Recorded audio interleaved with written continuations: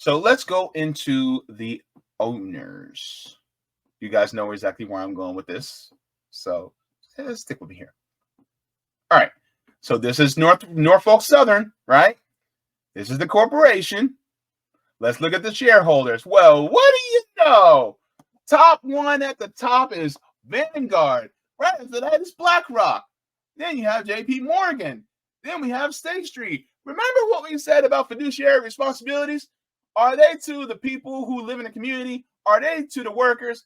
Absolutely not. They are to the what? Shareholders. Guess what?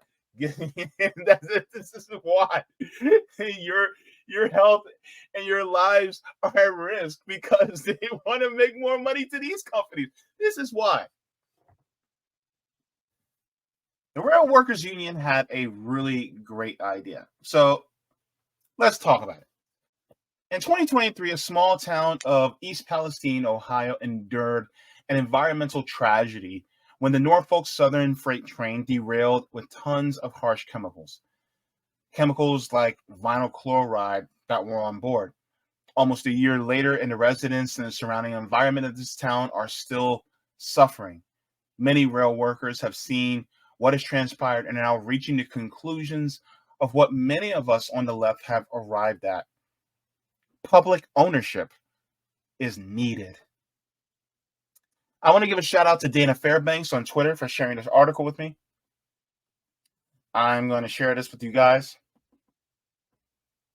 because this is important. All right. Let's go. All right, so this is public ownership of rail is on the agenda. Here's what it could look like. Let's go to,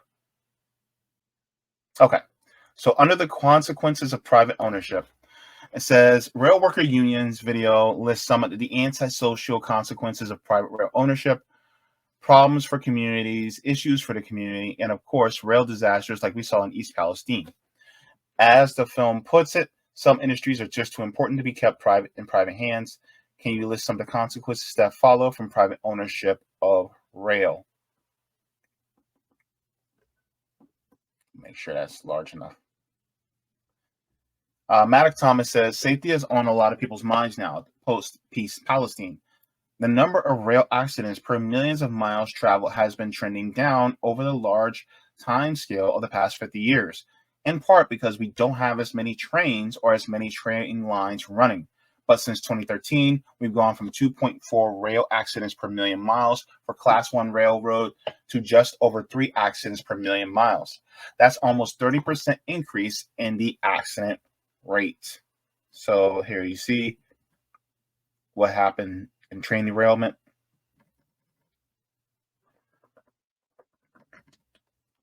It says that can largely be traced to the advent of precision scheduled railroading, which is neither precise nor scheduled nor really railroading, as the people like to joke. The focus is on similar trains at all. The focus is on longer trains at all costs and cutting crews, cutting maintenance. Union Pacific recently announced furloughs of 1,350 maintenance workers, saying that for financial reasons, they are moving all their maintenance to 2024.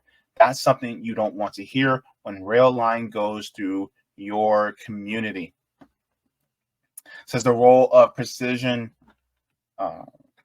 scheduled railroading is really evident when you look at the accident rate. Norfolk Southern has gone from 2 to 4.5 accidents per million miles between 2013 and 2022. The rates for CSX and Union Pacific has also risen. BNSF is the only rail operator not to adopt PSR, precision scheduled railroading, didn't see the same increase. They have around 2.25 accidents fairly consistently for the past decade. So there's a clear change in railroading that has led to the decrease of safety. There's also the issue of service and how workers are being treated.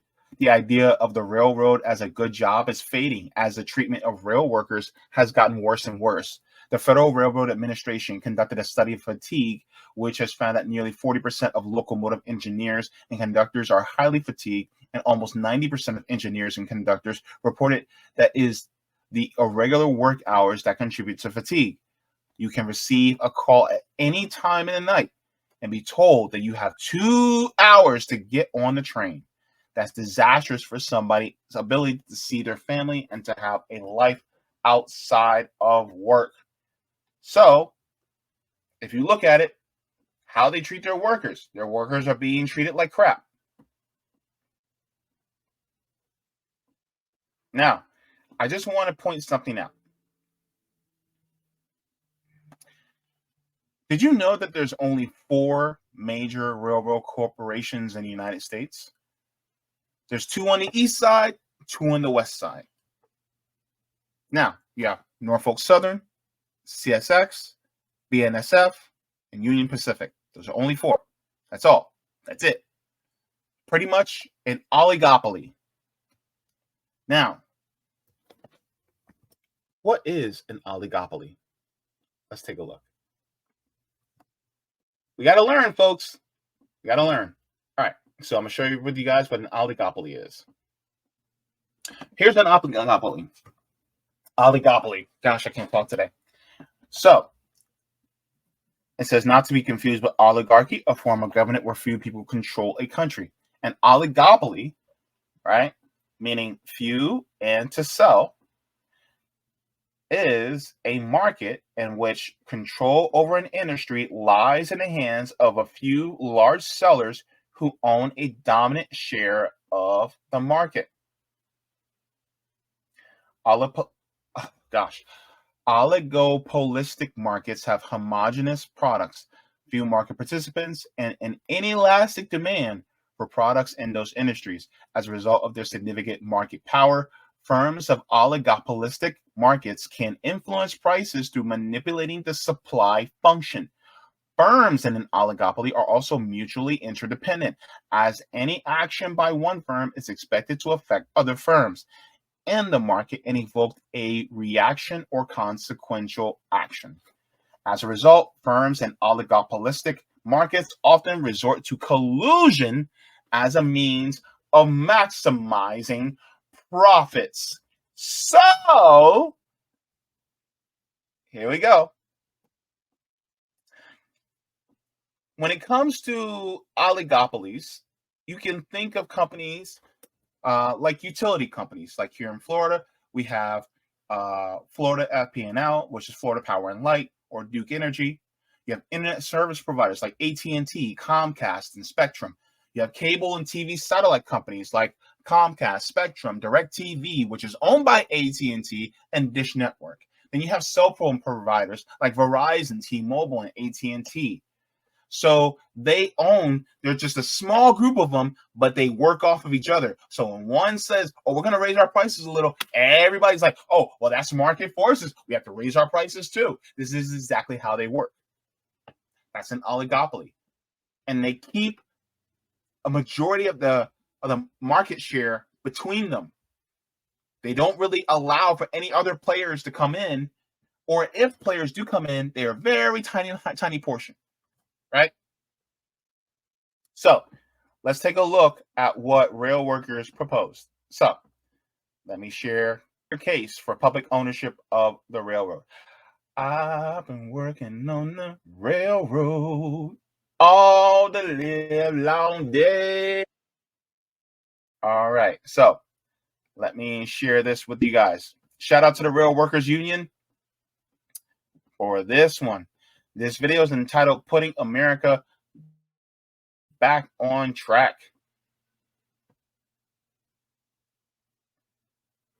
The case for public rail ownership. When I first ran down there, this is what I saw. Why is it that America's railroads just don't seem to work? This is a question we're asked quite a lot as railroaders. To explore it, I'm hitting the road to talk to people about the absurd way American life, our cities, roads, economy, commutes, and supply chain are defined for the worst by a few crappy companies that own our rail infrastructure. We'll start a national conversation about how things can be better, the need for something better. If we want a modern, growing, thriving transportation network just like our highways, we need to demand accountability and not share buybacks. We need to demand public ownership of the rails that our citizens rely on, that our economy relies on, that our nation relies on. I loved working for the railroad. I loved my job. I think I'm good at it too. I enjoy what I did. And I was a 17-year railroad employee for Union Pacific as a locomotive engineer. I do love the railroad industry. I do not like the big Wall Street companies that we worked for. Railroad companies have become tools of Wall Street, of the big institutional investment firms that own them. And now they don't feel any obligation to their communities, any obligation to serve the public. Their only obligation that they feel that they have is to buy back more shares next quarter. They are unaccountable, and they believe that they can do whatever they want. I had been making content for a long time before this, and they hadn't said a thing. But when East Palestine came up and I started speaking about that, that is when they fired me, because they knew that this was a major issue that was going to roll down and trickle down to them. And they figured if they fired me that I would shut up. But they've been proven wrong on that. So I'm part of a growing movement, not of just railroaders, but of people and organizations that would like to see railroads brought into accountability. And we want to see public ownership of the railroad industry. Public ownership in rail is the idea that our physical infrastructure should be open access and competitive for freight rail companies while being accessible and welcoming for passenger rail. Many people assume that we own the railroads in America, but we don't. Although many railroads were built with public funds and land grants, today's railroads are nearly all owned and controlled by Wall Street firms that refuse to invest back into our ailing industry. You can kind of think of this like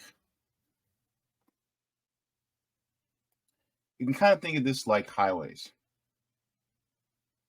What if corporations owned our highways? Scary thought, isn't it? Right? You got to jump on, let's say you got to jump on I-95. But the problem is, in order to jump on I-95, you got to be charged a fee. And then they only let certain types of people on the highways because, well, it's a private highway. You can only use it for certain things. That's part of capitalism, right? They would love to be able to own private highways. But yeah, interesting.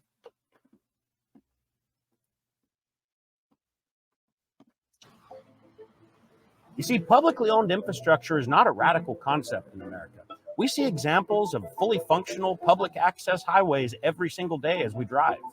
That's because most infrastructure in the United States is actually publicly owned and funded. Highways, ports, waterways, much of it just wouldn't exist if it had to show a profit every quarter. It's not perfect, but countless trucking companies compete on our open access highways, and it works. Public infrastructure like interstates just aren't subject to shareholders, stock buybacks, and dividends because they don't have to show a profit every quarter. We know their economic value, we know their value to society, and we know we'd be worse off without them. But it seems like the standard for a railroad in America is it profitable? Imagine what our highway system would look like if... I'll get back to that in a second, but I find it very interesting how a lot of capitalists will talk about, well, capitalism breeds innovation, and yet, because highways weren't that profitable, if highways weren't profitable, then the capitalists wouldn't invest in it. They wouldn't build it. And it would take a whole lot of money to build, right? But because the government did, because the government ate that, right, that cost, it created an avenue for companies to expand on it, to use it. Reminds me of the internet. They don't want to talk about that. If it was operated under the same profit-driven model. Welcome to your prime highway system. And for our winter users, remember that salted and plowed lanes only apply to our premium subscribers. And we are a private business after all, so you're definitely getting charged for additional baggage. Want that new bridge in your town? Well, your road hasn't been performing very well, so we're tearing it out. The shareholders have got to eat too. Let me give you a little lesson about how the railroad industry has changed over the last few years. We used to have the greatest railway system in the world. Speed, service, and innovation were how they grew the industry. After several decades of financial decline starting in the 60s, they regained their profitability, but have now lost any drive for growth or innovation. Unless it lines the pockets of Wall Street, they just don't do it. Instead, they've merged and consolidated until only a few large corporations control the entire rail network, blocking out competition, sabotaging passenger trains, and shutting down maintenance facilities.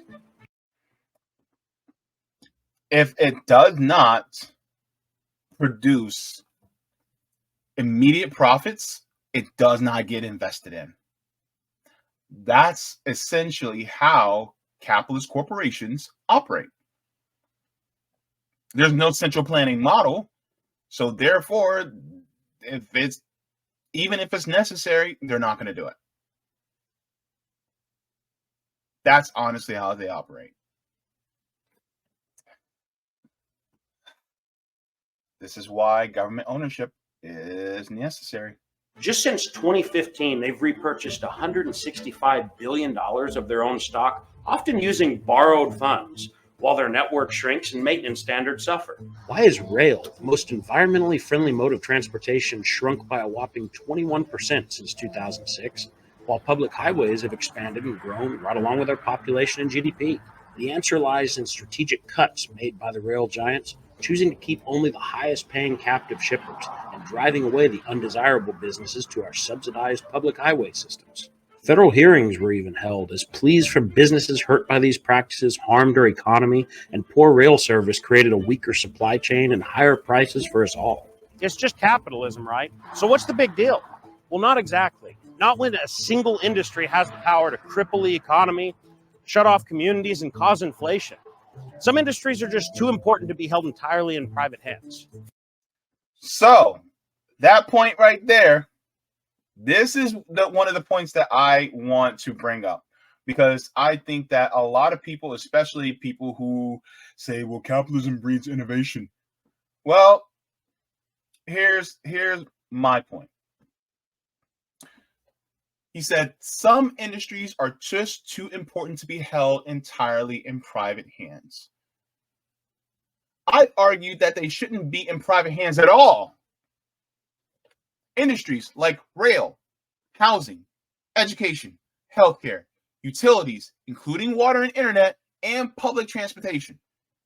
When you have an industry surrounding the need and necessity for life, but you make it for profit, that means somebody is going to die and their life will be damaged directly or indirectly from not having it freely accessible. Those industries are vital for modern life and should not be paywalled. We can pool our resources together and provide services to all, and it can be high quality. That's called living in society. Basically. And people who are like, oh my God, well, the taxes are going to be theft against us. And I'm like, well, what do taxes pay for? Now, I agree that some of our tax money, or federal dollars, as if you are into MMT, some of it is misused in ways in which we don't like. Like, for instance, I do not want all that money going to our defense department, really offense, and giving money to billions of dollars in Ukraine, billions of dollars to Israel to bomb little brown children in other countries, and giving subsidies to all these big corporations. I don't like that. I want the money, that's our money, to actually go to actually helping people, like giving us healthcare, housing, education, food, clean water, clean air, and things like that. That's what I want our money to go towards. But do I consider taxes to be theft? No. Anywho, let's continue. To see how these cost-cutting measures played out on the ground, we traveled to East Palestine to speak with the folks affected by the results of the disaster.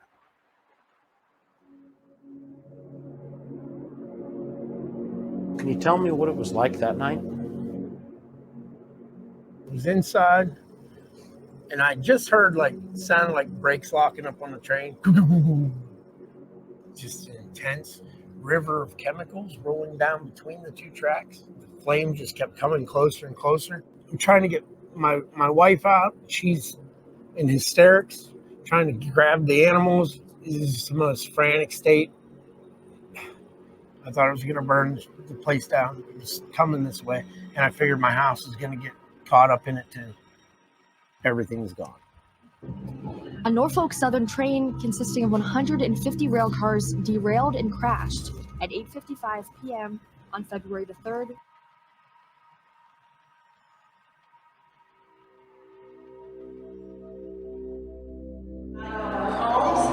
And my second question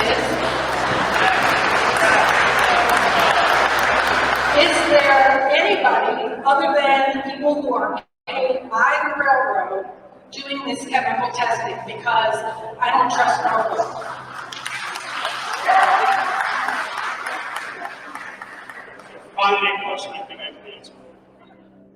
We're in a toxic town. It is just there. It's going to be there. It's going to be there forever. We matter. We are human and we matter.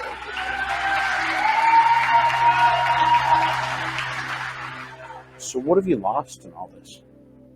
I own this house, paid it off. So proud. No one can take it from me. Well, guess what? They took it from me. They basically took it from me. It's worth nothing now. Everyone's around this area is getting sore throats, headaches, runny noses, not feeling well. My oldest daughter, she breathed in some of that. Suddenly 6 nosebleeds in one day. Right out. So here's one of the things I want to bring out. Because you talked about his house basically being worthless. Nobody's going to buy a house in that town. Nobody would buy. So the generational wealth that he was accumulating for his family is gone, wiped out, because the environment is crap. Because of a corporation deciding to cut back on safety measures because of profits, right? Because that's how capitalist companies operate. They cut back on profits. They cut back on maintenance. They cut back on the workers. They make sure that the workers are strained. And so then guess what happens? Derailments go up. And it makes it more unsafe for these communities. And now you have communities like East Palestine, which are feeling the brunt of this, and Ohio. And just like what they did to Black communities by having interstates run through Black communities, and thus it affects our health, guess what? What did Black people say? If they did it to us, it's going to do it to you, right? East Palestine is majority white. They don't care about y'all. Just like they didn't care about us. And I think that's something that people need to recognize. These corporations will do whatever they can to maximize profit. Your health be damned. Heart goes out to this guy. After all this, why did that happen? If this stuff isn't harmful, if it's not toxic. The smell has settled into everything. I've already gotten rid of all my furniture, my clothes, anything I had here from my granddaughter. Here's brand new Christmas toys, still in the box. I'm not gonna let her play with it. I don't know nothing about it. To just say, here, it's safe. Go ahead, honey, play with this. Put it in your mouth. To me, they took everything. They took everything. They owe me my life. And I want it back. So I just have a question for anyone who can answer. What's the plan to stop this from happening again? So do you think companies like Norfolk Southern should just be allowed to keep operating the way they do? How long do you let anyone continue to do wrong and make mistakes before you hold them accountable? But somebody in the chat just said, just eat rice and beans until you can save. Right? Just eat rice and beans. Is that what we do?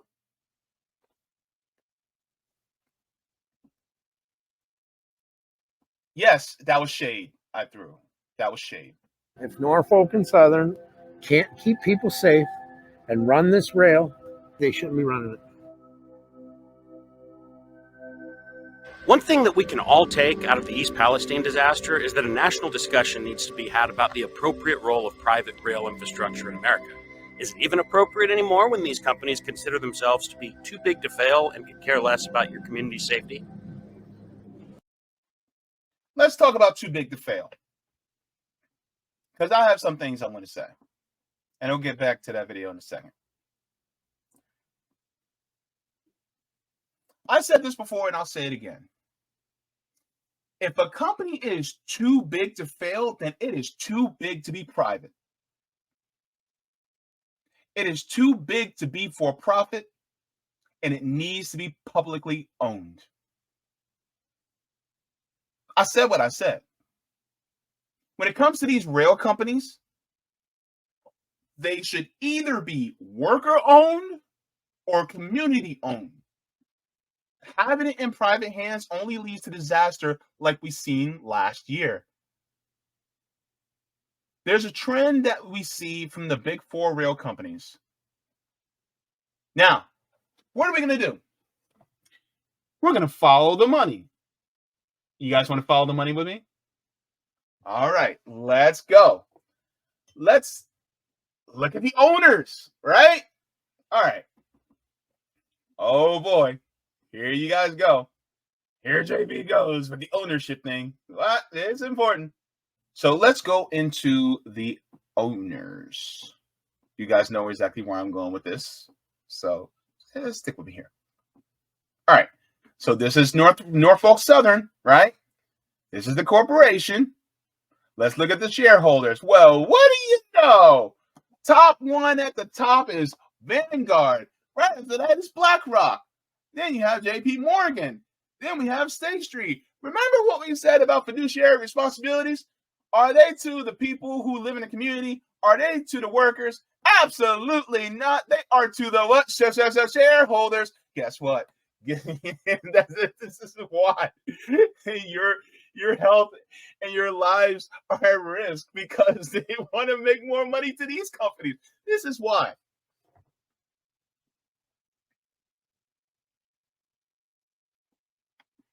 So that's who owns a huge amount of Norfolk Southern. Oh, are we done yet? Oh no, we're not. Let's go. All right, let's go. Because we're not done. We're going to look at now Union Pacific. Let's go and let's see who owns Union Pacific. I'm trying to see something here. Let me show you something. Here's Union Pacific. And who owns them? Well, the top 10 owners of Union Pacific. Well, what do you know?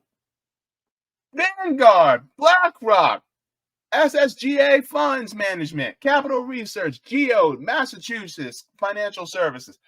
Well, what do you know? The top two are Vanguard and BlackRock. Well, is this a running theme? Wow, these private equity corporations seem to be popping up. Seems to be the same ones. Well, and I try to look into BNSF, right? Because they are also a rail company. But they're owned by Berkshire Hathaway, which is also Warren Buffett's company. So they have that ownership, right? But then I said, who owns Berkshire Hathaway? Because I know you have people like Warren Buffett, that's one of the primary shareholders. So let's take a look. Who else owns Berkshire Hathaway? So here's Berkshire Hathaway, owner of BNSF. Let's take a look. Well, Vanguard, BlackRock. Oh my goodness, there goes little Morgan Stanley down there. Little Morgan Stanley. There you go. It's the trend keeps trending. The math keeps mathing.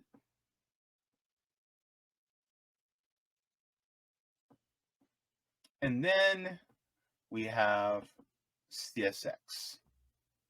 Let's take a look at CSX and see who they're owned by. Because surely CSX has to be just a little bit different. Just really? Well, let's take a look at CSX. CSX Corporation? Oh, man. Such a bummer. The same. The Vanguard, BlackRock, T. Rowe Price. So, by all intents and purposes, they're owned by these private equity firms, right? You notice a pattern here? This is why private equity should be banned from owning essential industries that are vital to life. Healthcare, housing, education, food, water, transportation. One of the best ways to ensure this is through citizen ballot initiatives. So you can go around the politicians and create laws ourselves so that industries like this won't fall into the hands of private equity that put our lives at risk. So, but they made the case. The rail workers union, they said, nah, make it publicly owned. And this is why it is important that the people have a say over how these corporations operate. Look, the FDIC is a publicly owned corporation. Did you know that? It's Federal Deposit Insurance Corporation. Why? It's a government-owned and operated corporation that ensures that our money is safe and secure. So, what do we rely on? Do we rely on the United States Postal Service? That is a government corporation. So that's what I think. It should be publicly owned. Big entities like these railroads, no. They put people's lives at risk day in, day out. They do not deserve to be in private hands at all. And this is why, like I said before, keep an eye on those ballot initiatives in your state. All right? Because that could be the means where you can go around the politicians and have direct democracy.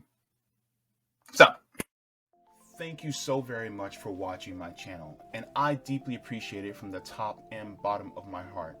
If you wish to support the channel further, so I can keep bringing you content that is educational and informative, you can become a patron on patreon.com/Jaybefaunt. You can find that link in the pinned comment or in the description below. No matter what you give, you'll be supporting independent media and education that helps make the world better. Thank you so much, and you can watch more of my content here. Mwah. Forehead kisses, and have a beautiful day.